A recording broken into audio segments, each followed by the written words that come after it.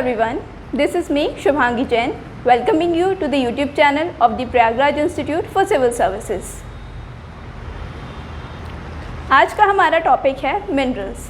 हम जानेंगे मिनरल्स के बारे में, उनके टाइप्स के बारे में, उनकी रैंकिंग्स के बारे में, उनके प्रोड्यूसिंग एरियाज़ के बारे में और भी कुछ फैक्ट्स जो हम मिनरल्स के बारे में जानेंगे। सबसे पहले कि मिनरल्स होते क्या हैं। तो मिनरल्स के बारे में जानने के लिए हमें सबसे पहला पॉइंट समझने की ज़रूरत है कि मिनरल्स एक नेचुरली ऑकरिंग सब्सटेंसेस होते हैं जो कि उनका एक क्रिस्टलाइन स्ट्रक्चर होता है और वो ऑर्गेनिक सॉल्ट्स होते हैं। और साथ ही साथ मिनरल्स वो होते हैं जिनका एक डिफाइंड स्ट्रक्चर होता है और एक केमिकल फॉर्मूला होता है। उसके बाद में हम जानेंगे कि मिनरल और ओर में डिफरेंस क्या होता है। तो ओर्स क्या होती हैं कि जो कंसंट्रेशन जो रॉक्स होती हैं उनमें केमिकल की कंसंट्रेशन जहाँ पे ज़्यादा होती है उन्हें हम ओर कहते हैं एंड उन्हें हम एक्सप्लॉइट करते हैं इंडस्ट्रियल यूज़ के लिए। Now we will look at the types of minerals. तो मिनरल्स के टाइप्स कौन कौन से होते हैं। पहले होते हैं मेटालिक मिनरल्स।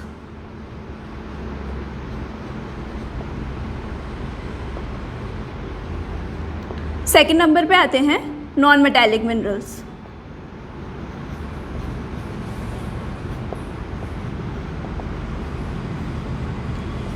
उसके बाद में थर्ड नंबर पे हम देखेंगे एटॉमिक मिनरल्स को कि हमारे एमपी में कौन कौन से मिनरल्स इनमें से मिलते हैं। उसके बाद में हम देखेंगे फॉसिल मिनरल्स को जो हमें फॉसिल्स से प्राप्त होते हैं। सो मेटालिक मिनरल में हम बात करें तो सबसे पहले आएगा हमारा कॉपर, देन उसमें आएगा हमारा मैग्नीज़, देन हम बात करेंगे आयरन की, देन गोल्ड, उसके बाद में टंगस्टन, देन हम बात करेंगे टिन के बारे में, बॉक्साइट एंड कोरंडम। अब अगर मैं बताऊं नॉन मेटालिक मिनरल्स के बारे में तो इसमें आएंगे डायमंड जो हमारा एक मेन मिनरल है एमपी के पॉइंट ऑफ व्यू से। उसके बाद में माइका, देन लाइमस्टोन, उसके बाद में मार्बल जिसे हम संगमरमर भी कहते हैं, देन ग्रेफाइट। अब अगर हम एटॉमिक मिनरल्स की बात करते हैं तो हमारे एमपी में कौन सा एटॉमिक मिनरल मिलता है तो यूरेनियम। उसके बाद में फॉसिल मिनरल्स की हम बात करते हैं तो कोल एंड मीथेन। अब हम देखेंगे कि एमपी में उन मिनरल्स की लोकेशन क्या क्या है, ज्योग्राफिकल लोकेशन, जिससे हमें ये चीज़ समझने में इजी होगा। सबसे पहले हम ज्योग्राफिकल लोकेशन जानेंगे एमपी में डायमंड्स की। तो हमें पता है कि एमपी में यहाँ पे पन्ना डिस्ट्रिक्ट है जो कि मेजर डायमंड प्रोड्यूसिंग डिस्ट्रिक्ट है हमारी। उसके बाद में हमारा स्लेट में भी फर्स्ट नंबर आता है। तो यहाँ पे मंदसौर डिस्ट्रिक्ट है, वहाँ पे हमारा स्लेट का प्रोडक्शन होता है। ये ओनली डिस्ट्रिक्ट है जहाँ पर स्लेट का प्रोडक्शन होता है। देन हम बात करेंगे कोल प्रोड्यूसिंग एरियाज़ की। तो यहाँ पर जो बेल्ट है, ये बेल्ट, ये जो सिंगरौली सेंट्रल इंडिया वाला जो प्लेन है, यहाँ पर कोल का प्रोडक्शन हमें देखने को मिलता है हमारे एमपी में। यहाँ पर कौन कौन से एरियाज़ आ जाते हैं तो सिंगरौली, सीधी मेजर एरियाज़ हैं यहाँ पे प्रोडक्शन के। उसके बाद में हमारा नेक्स्ट जो सतपुड़ा वाला एरिया है, यहाँ पे जो छिंदवाड़ा और बैतूल वाला एरिया है, वहाँ पे हमें सतपुड़ा रीजन का कोल देखने को मिलता है। छिंदवाड़ा एंड बैतूल एरिया यहाँ पर डिस्ट्रिक्ट है। उसके बाद में हम बात करें झाबुआ की, तो झाबुआ भी हमारा एक मेजर मिनरल प्रोड्यूसिंग एरिया है। यहाँ पे एबेस्कस, एस्बेस्कस, उसके बाद में dolomite, then rock phosphate,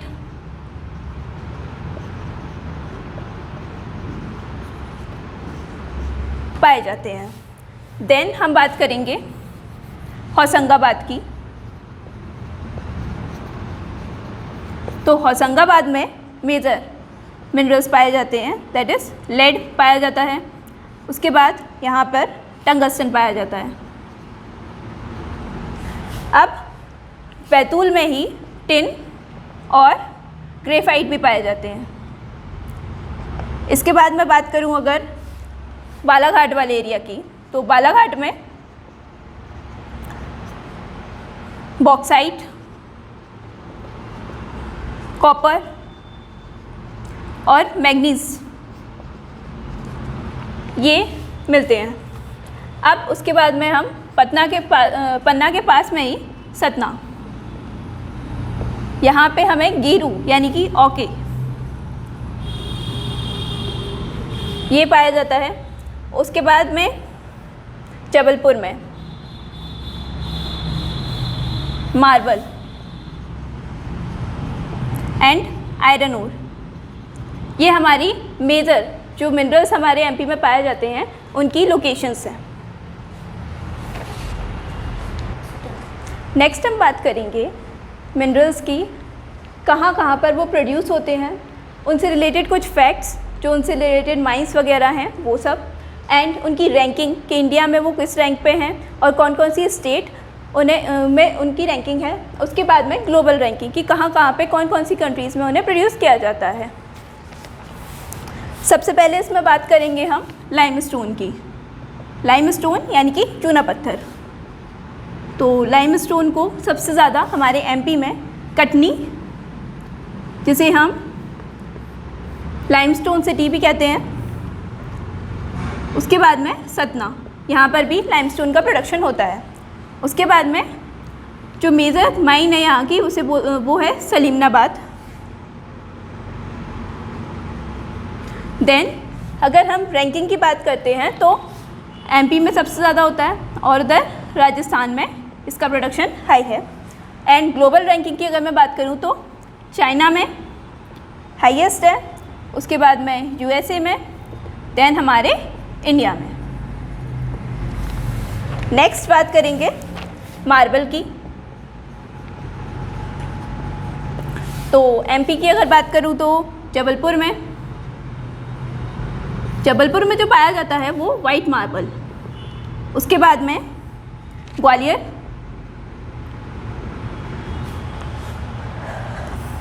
Khandwa और शिवनी, यहाँ पर जो पाया जाता है वो कलर्ड मार्बल।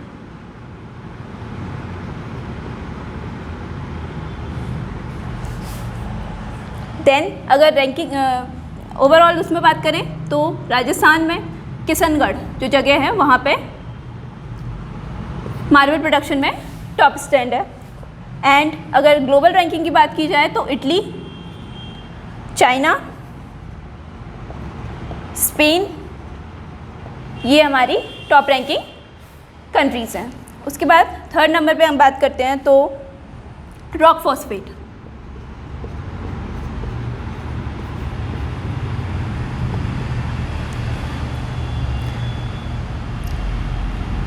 प्रोड्यूसिंग एरिया अगर एमपी में बात करें तो झाबुआ में, और ये जो रॉक फॉस्फेट है वो किस चीज़ में काम आता है तो फर्टिलाइज़र को बनाने में। जो गुना में कंपनी है HFL, वहाँ पर यहाँ से रॉक फॉस्फेट की सप्लाई होती है। रैंकिंग की बात करें तो Chhattisgarh and Andhra Pradesh and India का इसमें टॉप रैंकिंग है प्रोडक्शन में। नेक्स्ट है हमारा डोलोमाइट।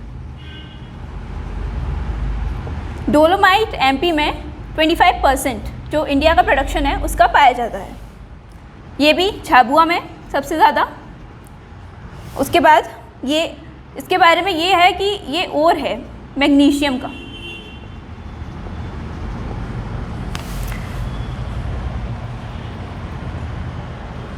देन हम बात करेंगे एस्बेस्टस, जो कि झाबुआ में सबसे ज़्यादा। उसके बाद में टॉप रैंकिंग में तो राजस्थान। एंड ग्लोबल प्रोडक्शन के बारे में हमें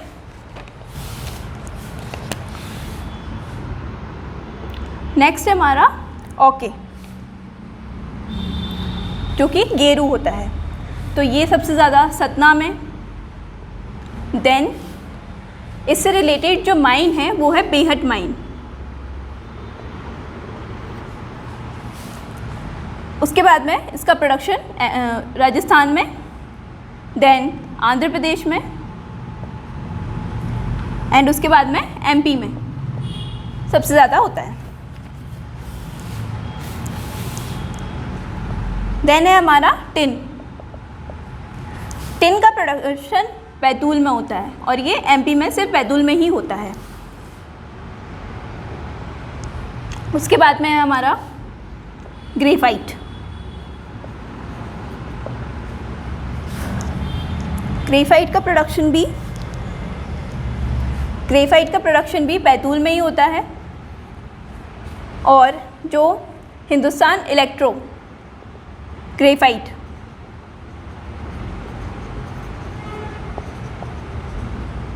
HEG है, वो या मंदीदीप में इसका प्रोडक्शन करती है। उसके बाद में उड़ीसा में टॉप रैंक है ग्रेफाइट की, और इधर चाइना टॉप प्रोड्यूसिंग है ग्रेफाइट का। नेक्स्ट है यूरेनियम। तो यूरेनियम एमपी में शहडोल में। एंड रैंकिंग की अगर हम बात करते हैं तो Andhra Pradesh, then Jharkhand, Karnataka, and global ranking की बात करते हैं तो कजाकिस्तान एंड कनाडा, ये top most uranium producing countries हैं। अब मीथेन।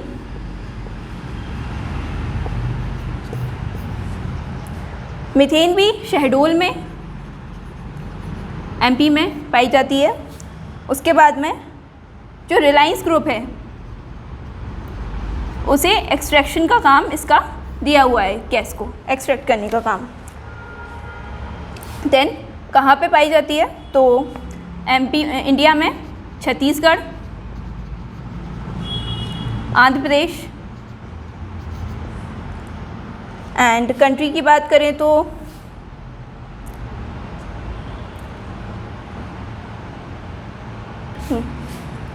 देन है हमारा नेक्स्ट माइका।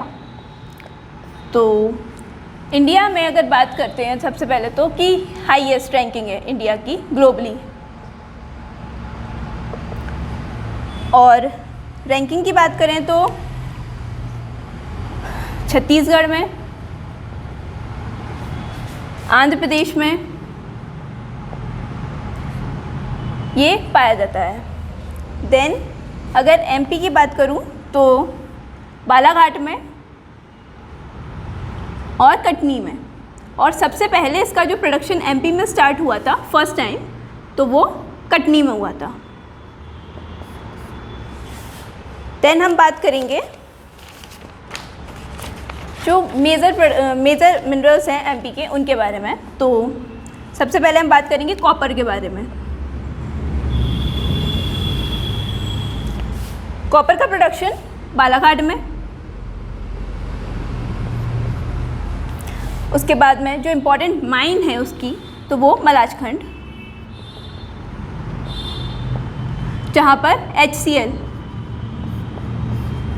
वर्किंग यूनिट है। उसके बाद में अगर इंडिया की बात करें तो एमपी में सबसे ज़्यादा प्रोडक्शन होता है। उसके बाद में राजस्थान, देन झारखंड। अगर ग्लोबल लेवल पे बात करें तो चिली में highest amount of copper produce होता है, एंड उसके बाद में पेरू। देन है हमारा मैग्नीज, ये भी बालाघाट, छिंदवाड़ा,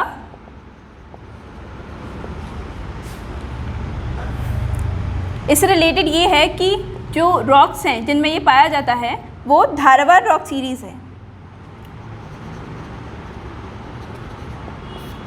एंड ये जो माइंस में मिलता है वो भारवेली माइंस।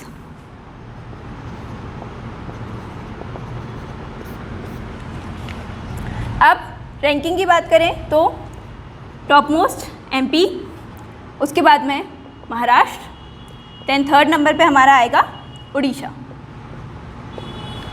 नेक्स्ट ग्लोबल रैंकिंग की अगर हम बात करते हैं तो South Africa, then Australia, next है आयरन ओर। तो जैसा कि हम जानते हैं जबलपुर में, कटनी में, और जो मेन इसे कंपनी है उसका नाम है इससे रिलेटेड बेलाडेला।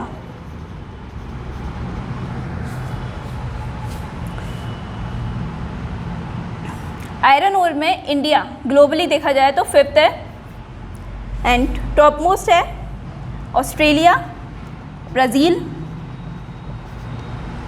एंड इंडिया में अगर बात करें तो उड़ीसा, छत्तीसगढ़, कर्नाटका।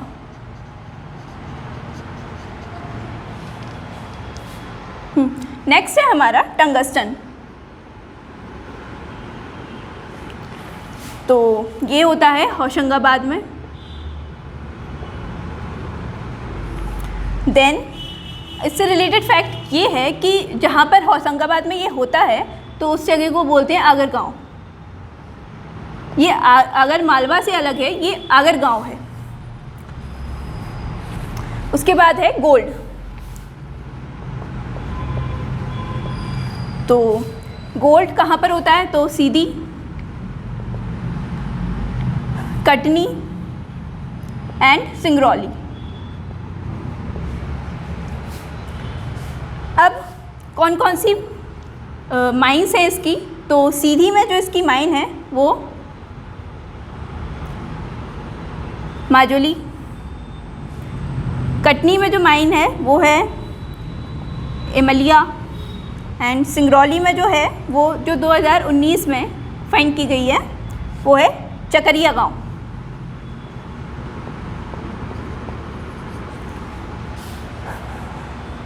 इंडियन रैंकिंग की बात करें तो बिहार में, देन राजस्थान में, एंड उसके बाद में कर्नाटक में गोल्ड मिलता है हमें। और अगर ग्लोबल रैंकिंग देखें तो Australia and Brazil in production. Then next है हमारा बॉक्साइट।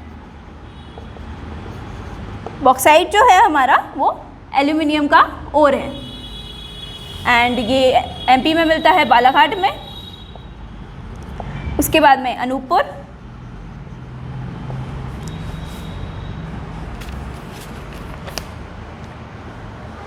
उसके बाद में है हमारा कोरंडम। ये भी जो है वो एल्यूमिनियम का ही ओर है, जो कहाँ पर मिलता है सिंगरौली, सीधी में। जो सीधी में जो मिलता है वो उस जगह का नाम है पिपरिया गांव, सिंगरौली में जो है। उसके बाद में है हमारा लेड। लेड हमारा मिलता है होशंगाबाद में और दतिया में। जो उसका लेड का मेजर प्रोड्यूसिंग स्टेट है वो है राजस्थान, देन उसके बाद आंध्र प्रदेश, एंड देन हमारा एमपी। उसके बाद है ग्लोबली तो China, Australia, and then USA. Next है हमारा डायमंड। तो हमें पता है कि पन्ना में सबसे ज़्यादा, उसके बाद में सतना में एंड छिंदवाड़ा में भी माइंस मिली हैं।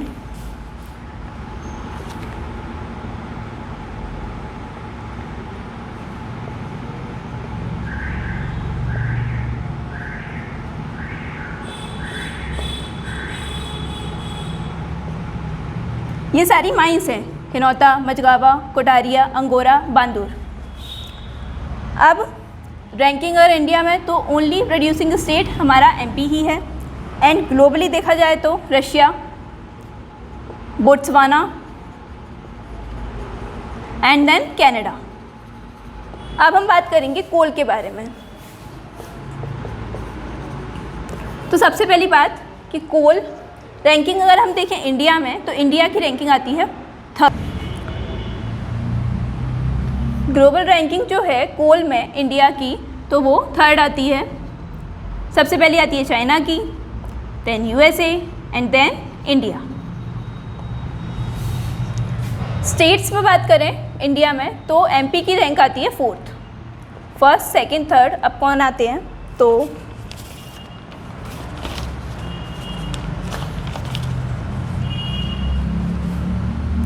सबसे पहला आता है झारखंड, देन आता है उड़ीसा एंड आफ्टर दैट आता है हमारा छत्तीसगढ़। फोर्थ नंबर पे हमारा एमपी। कोल से रिलेटेड हम बात करते हैं तो एमपी में जो इंडिया का कोल है उसका 7.56% कोल हमें मिलता है। देन जो कोल है वो हमारा 4 टाइप्स का होता है, ऑल वी नो। एंथ्रासाइट, उसके बाद में बिटुमिनस, उसके बाद में लिग्नाइट एंड देन पीट। तो जो बेस्ट क्वालिटी का होता है और ये वर्स्ट क्वालिटी का होता है और यही उनका ऑर्डर है। एमपी में जो मिलता है वो होता है बिटुमिनस कोल और ये गोंडवाना रॉक्स में मिलता है।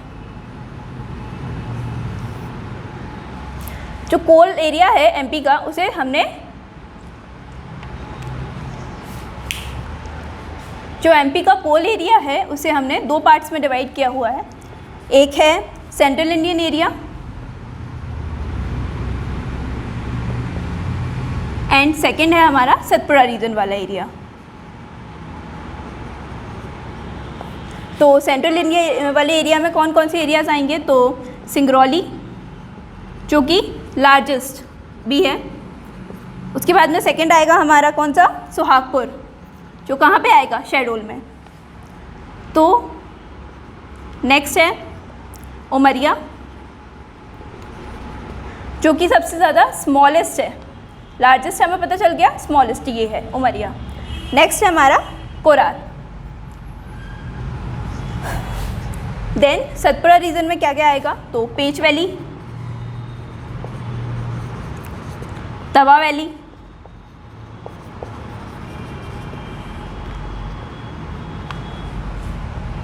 कानन वैली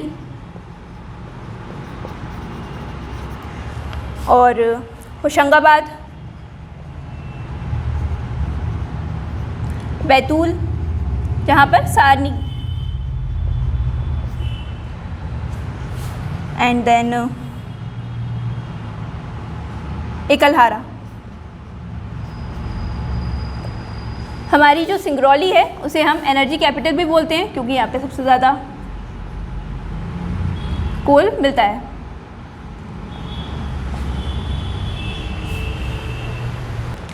अब एमपी की जो रैंकिंग्स हैं उन्हें एक बार लाइन से देख लेते हैं। तो फर्स्ट एमपी किस किस में है, किस किस मिनरल में, तो फर्स्ट है हमारा डायमंड में, उसके बाद स्लेट में, प्रोडक्शन में हम बात कर रहे हैं, उसके बाद में डोलोमाइट, देन हमारा कॉपर ओर एंड पायरोफाइलाइट।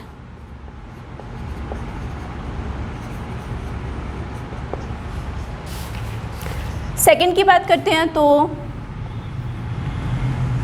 लाइमस्टोन में इस तरीके के क्वेश्चन आ जाते हैं कि किस एरिया में कौन सी रैंकिंग है, किन किन की फर्स्ट है, किन किन की सेकंड है। तो ये चीज़ एक बार रफली याद रख सकते हैं हम। तो सेकंड है रॉक फॉस्फेट। और किस में सेकंड है? तो मैग्नीज में। Okay, calcite. कैल्साइट कहाँ पर मिलता है? बड़वानी में। थर्ड की बात करें तो लेड में, उसके अलावा मैग्नीज ओर में। और फोर्थ तो अभी बात करी कोल में। इसके बाद में इंडिया का कितना कितना प्रोडक्शन किस किस मिनरल का है, तो वो 90% इंडिया का जो डायमंड मिलता है वो एमपी में मिलता है। उसके बाद में 45% डायस्पोर एमपी में मिलता है, 15% लेटराइट, 56% पायरोफाइलाइट,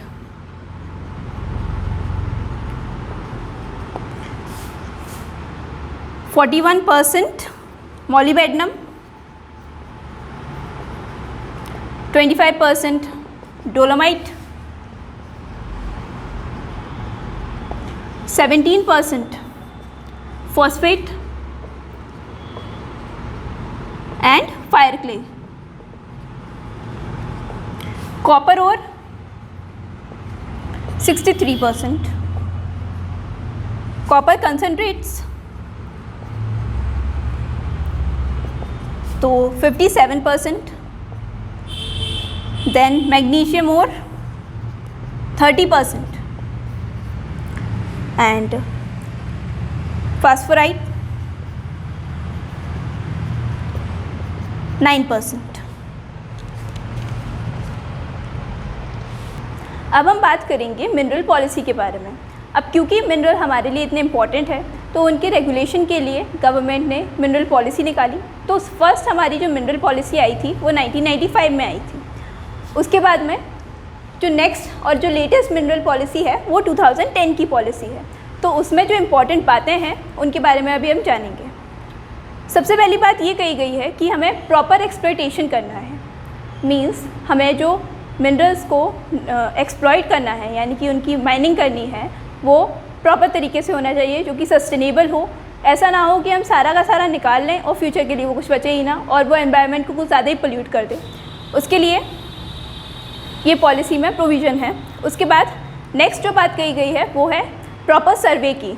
मींस हर एक एरिया का प्रॉपर सर्वे हो कि वहाँ पर कितना मिनरल है, कैसा मिनरल है, हम अगर उसे एक्सप्लॉइट करेंगे तो उससे उस जगह की एनवायरनमेंट पे क्या इफ़ेक्ट पड़ेगा, एक्सेट्रा।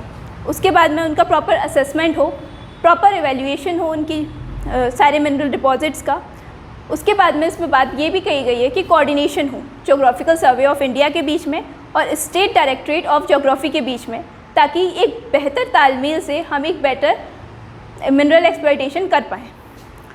अब उसके बाद में नेक्स्ट चीज़ ये कही गई है कि स्टेट ऑफ आर्ट टेक्नोलॉजीज़ का हम यूज़ करें। मतलब कि जो नई टेक्नोलॉजीज़ हैं हम उनका यूज़ करें जो कि एफिशिएंट हो मिनरल प्रोडक्शन में। नेक्स्ट बात कही गई है इसमें एक मिनरल डेवलपमेंट फ़ंड की, कि हर साल एक मिनरल डेवलपमेंट फ़ंड बनाया जाए और उसमें बजट के थ्रू पैसा एलोकेट हो मिनरल्स के अकॉर्डिंग, ताकि मिनरल्स के डेवलपमेंट का काम हो सके। नेक्स्ट इसमें बात की गई है मिनरल एडमिनिस्ट्रेशन को स्ट्रेंथन करने के बारे में। तो कंप्यूटर बेस्ड ऑनलाइन ट्रैकिंग की इसमें बात की गई है। जो माइनर मिनरल्स हैं उन्हें डिसेंट्रलाइज करने की बात की गई है और एक बहुत ही ज़्यादा ट्रांसपेरेंट प्रोसेस को अडॉप्ट करने के बारे में इसमें कहा गया है।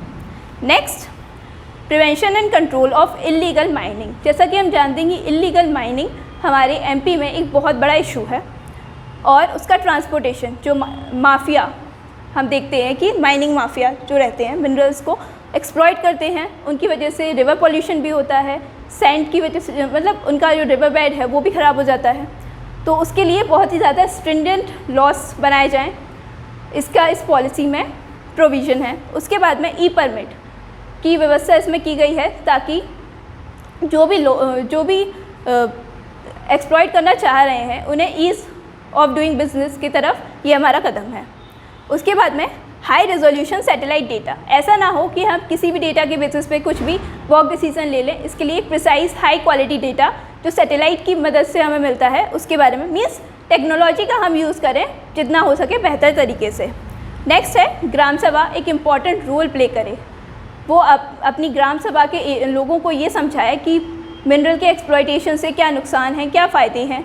वो एक प्रॉपर पार्टिसिपेटरी डेमोक्रेसी की तरह रोल प्ले करे। नेक्स्ट है साइंटिफिक एंड सिस्टमैटिक माइनिंग।